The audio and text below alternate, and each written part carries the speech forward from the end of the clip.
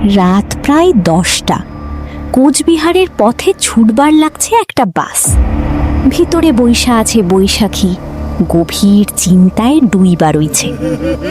বন্ধু মৌ ফোন কইরা ডাকবার লাগছে, খুব জরুরি, আমার সাহায্য দরকার। মাগার হে কি পারবো এই লড়াইটা জিততে?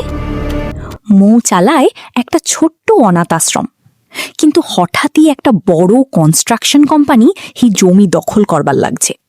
হুমকি, ভাঙচুর, এমনকি আবার জাল দলিল দাইয়াই কোর্টে নোটিশ দেখায়।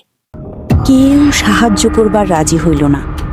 শেষ ভরসা এখন বৈশাখী। হঠাৎ বাস থাইমা যায়, আর সেই অন্ধকারেই মৌ নিজে এসে দাঁড়ায়। অদ্ভুত ব্যাপার, ওর শরীর বরফের মতো ঠান্ডা। মাগার হে জানি বাস ঠিক এখানেই থামব। আশ্রমের ভিতরে ঢুকেই বৈশাখীর মনে হয় কিছু একটা ঠিক নাই। হগলতে নাকি পিকনিকে গেছে, অথচ চারিদিকে অদ্ভুত নিস্তব্ধতা। মৌ বারবার হঠাৎ উধাও হয়ে যাচ্ছে, আবার ফিরে আসছে। আর সবচেয়ে অদ্ভুত, বৈশাখীর পছন্দের সব খাওন আগে থেকেই তৈরি।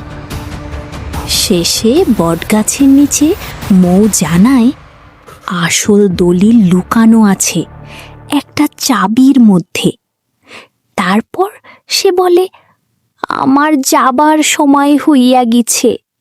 আর মুহূর্তের মধ্যেই হাওয়ায় মিলিয়ে যায়।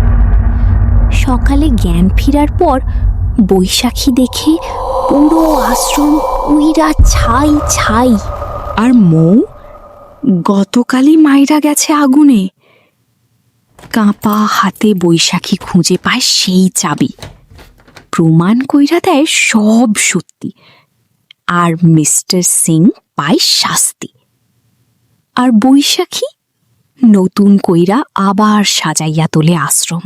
কখনো কখনো মৃত্যুর পরেও কেউ ফিরে আহে, শুধু শেষবার নিজের অসমাপ্ত কাজটা শেষ করতে।